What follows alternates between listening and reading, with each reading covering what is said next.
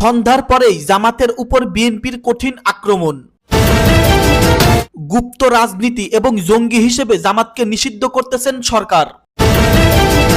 ঢাকাকে clean green নগরী করতে বহুমাত্রিক পরিকল্পনার কথা জানালেন প্রধানমন্ত্রী তারেক রহমান। যুক্তরাষ্ট্রের সঙ্গে বাণিজ্য চুক্তি সংসদে তোলার দাবি রুমিন ফারহানার। মানুষের আইন কবর রচনা করে কোরআনের আইন প্রতিষ্ঠার দাবি জামাতের। জাতীয় সংসদ সংবিধান সংশোধনে বিশেষ কমিটি গঠনের প্রস্তাব, এখনোই নাম দিচ্ছেন না বিরোধী দল। যুক্তরাষ্ট্রের সঙ্গে বাণিজ্য চুক্তি বাতিলের দাবিতে কর্মসূচি দিয়েছে গণতান্ত্রিক ছাত্রজোট। সর্বশেষ জানবেন, পার্থকে চ্যালেঞ্জ ছুড়ে দিলেন জামাতের আমির শফিকুর রহমান। এতক্ষণ শুনলেন সংবাদ শিরোনাম, এখন শুনবেন বিস্তারিত। মানুষের আইনের কবর রচনা করে কোরআনের আইন প্রতিষ্ঠার দাবি জামাতের। মানুষের আইন কবর রচনা করে দেশে পবিত্র কোরআনের আইন প্রতিষ্ঠার দাবি জানিয়েছেন জামাত ইসলামীর সংসদ সদস্য মুজিবুর রহমান। আজ বুধবার জাতীয় সংসদে রাষ্ট্রপতির ভাষণের উপর আনা ধন্যবাদ প্রস্তাবের আলোচনায় অংশ নিয়ে তিনি এই দাবি জানান। নির্বাচনের আগে বিএনপি শরীয়তের বিরুদ্ধে কোনো আইন করবে না বলেছিল। উল্লেখ করে জামাত ইসলামের নায়েবে আমির মুজিবুর রহমান বলেন, আমরা আল্লাহর আইন চাই, আপনারা বিএনপি আল্লাহর আইনের বিরোধিতা করবেন না বলেছেন। অতএব আসুন বাংলাদেশে মানুষের আইনের কবর রচনা করে কোরআনের আইন প্রতিষ্ঠা করি। দেশে ইসলামী আইন চালু করার জন্য একটি ইসলামী বোর্ড গঠন করাও আহ্বান জানান জামাতের এই সংসদ সদস্য। এজন্য তিনি মাদ্রাসা থেকে পাশ করা সংসদ সদস্য এবং সংসদের বাইরে যত মাযহাবের আলেম আছেন তাদের নিয়ে এ বোর্ড গঠন করার পরামর্শ দেন। তার মতে এ বোর্ডে ইসলামী আইন চালু করার পরামর্শ দেবে এবং দেশে সেই আইন কার্যকর হবে। মুজিবুর রহমান বলেন, বিএনপির মহাসচিব মির্জা ফখরুল ইসলাম আলমগীর বলেছিলেন তারা শরীয়তের আইন বিশ্বাস করেন না, পরে অবশ্য আত্মসমর্পণ করে নির্বাচনের আগে বলেছিলেন শরীয়তের বিরুদ্ধে তারা কোনো আইন পাশ করবেন না। তিনি বলেন, ধন্যবাদ উনাকে, অন্তত তওবা করে ফিরে এসেছেন। মুজিবুর রহমান আরো বলেন, জাতীয় সংসদের লবিতে ঢোকার সময় আল্লাহর প্রতি পূর্ণ আস্থা এবং ঈমান, এটা দেখার পরে তার মনে হয় আল্লাহর প্রতি ঈমান থাকলে আইনের উৎস হবে আল কোরআন। কোরআনের বিধান বাংলাদেশে চালু হওয়া উচিত ছিল। দেশের 90% জন মানুষ কোরআনে বিশ্বাস করে। উল্লেখ করে জামাত ইসলামের এই নেতা বলেন, পবিত্র কোরআনের 6666টি আয়াতের মধ্যে 1000 আয়াত আছে হ্যাঁ বোধক আইন, 1000 আয়াত আছে না বোধক। এগুলো বাংলাদেশে কায়েম করতে হবে, এটা তাদের দাবি। এরই মধ্যে আরো বলেছেন, আওয়ামী লীগ 6 বার, বিএনপি 5 বার এবং জাতীয় পার্টি 2 বার সরকার গঠন করেছে, কিন্তু কোরআনের একটি আইনও চালু করেনি। উল্লেখ করে মুজিবুর রহমান বলেন, আমরা চাই এই দেশের কোরআনের আইন চালু করে মানুষকে মুক্তি দেবে। প্রধানমন্ত্রীর উদ্দেশ্যে জামাত ইসলামের এই সংসদ সদস্য বলেন, আপনাকেও জিজ্ঞাসা করা হবে, আপনাকেও করা হবে, বাংলাদেশের কেন নামাজ চালু করা হলো না, কেন যাকাত চালু করা, ক্ষুধা দরিদ্র বেকারত্ব দেশ থেকে দূর করা হলো না, কেন ভালো কাজ চালু করে মানুষকে শান্তিতে থাকতে দেওয়া হলো না। মুজিবুর রহমান বলেন, টিকিট বিক্রির একটা কথা হয়েছে, কোরআনের একটি আয়াতকে কেন্দ্র করে ভুল বুঝাবুঝি হয়েছে। আল্লাহ তাআলা সূরা তওবার 111 নম্বর আয়াতে বলেছেন, আল্লাহ তাআলা জানমালকে কিনে নিয়েছেন জান্নাতের বিনিময়ে, এটা আল্লাহর কথা। আপনি জানমাল দেবেন, জান্নাতে যেতে পারবেন।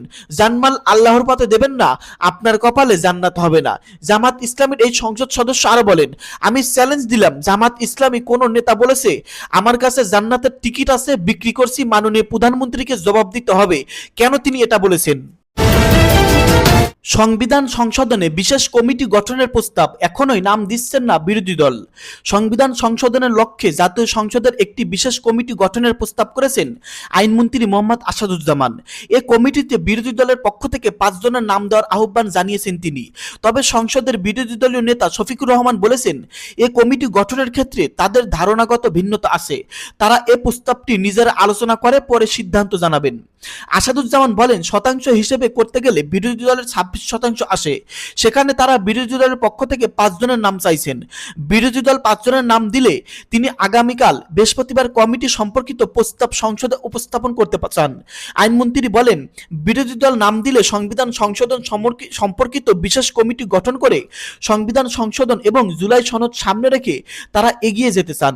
আইনমন্ত্রী প্রস্তাবের পরে ডেপুটি স্পিকার কায়সাল কামাল বিরোধী দলীয় নেতাকে উদ্দেশ্য করে বলেন, বিএনপি থেকে 7 জন এবং অন্যান্য সংগঠন থেকে 5 জন নিয়ে এই 12 জনের তালিকা সরকারি দল থেকে প্রস্তুত করা হয়েছে।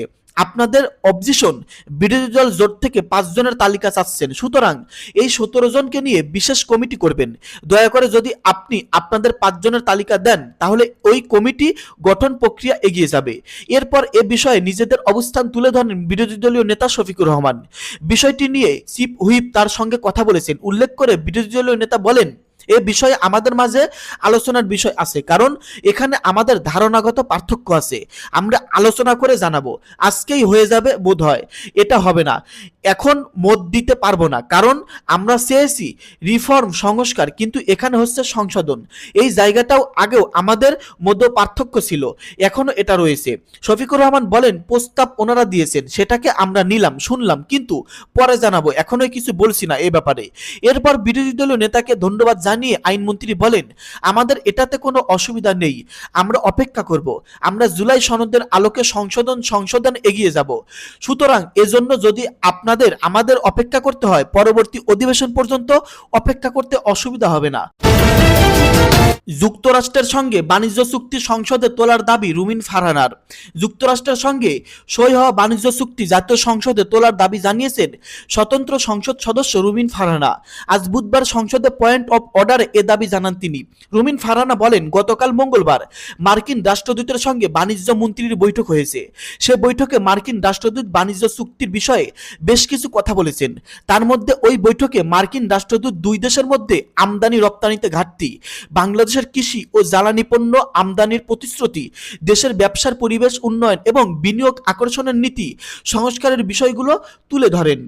রুমিন ফারহানা বলেন, মার্কিন রাষ্ট্রদূত আরেকটি বিষয়ে আমাদের মনোযোগ আকর্ষণ করে বলেছেন, দুই দেশের মধ্যে বাংলাদেশ থেকে যে পরিমাণ পণ্য আমরা রপ্তানি করি, আমেরিকা থেকে সে পরিমাণ পণ্য আমরা আমদানি করি না, যে কারণে একটা বাণিজ্য ঘাটতি তৈরি হয়েছে বিরাট, এবং এই বাণিজ্য ঘাটতি পূরণের লক্ষ্যে বাণিজ্য চুক্তি হয়েছে।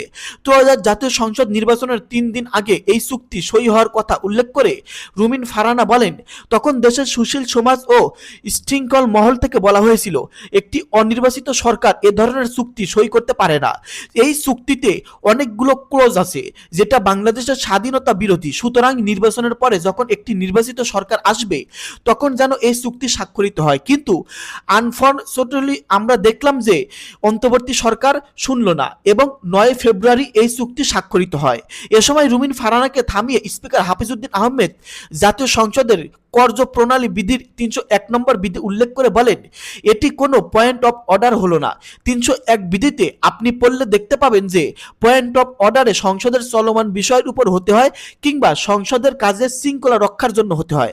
আপনি একটি নতুন প্রশ্ন উত্থাপন করেছেন, আপনি নোটিশ দেন, এটি বিবেচনা করে দেখা হবে। স্পিকারের বক্তব্যের পর রুমিন ফারহানা আরও 1 মিনিট সময় চান। তখন তিনি বলেন, এই চুক্তি 7 দিনের মধ্যে যদি সরকার চায় তারা এটিকে বাতিল করতে পারে, চুক্তিটি সংসদে আনা হোক। দর্শক, এতক্ষণ শুনতে পারলেন আপনারা গুরুত্বপূর্ণ নিউজ, বর্তমান দেশের প্রেক্ষাপট, রাজনৈতিক পরিস্থিতি সমস্ত কিছু মিলিয়েই আজকের এই ভিডিওটি। আপনাদের মন্তব্য ভিডিওর কমেন্টে অবশ্যই লিখে জানিয়ে দিবেন। ভিডিওটি শেষ করার আগে ছোট্ট একটি অনুরোধ, সময় 72 ইউটিউব চ্যানেলটাকে সাবস্ক্রাইব করে সঙ্গেই থাকবেন। ধন্যবাদ।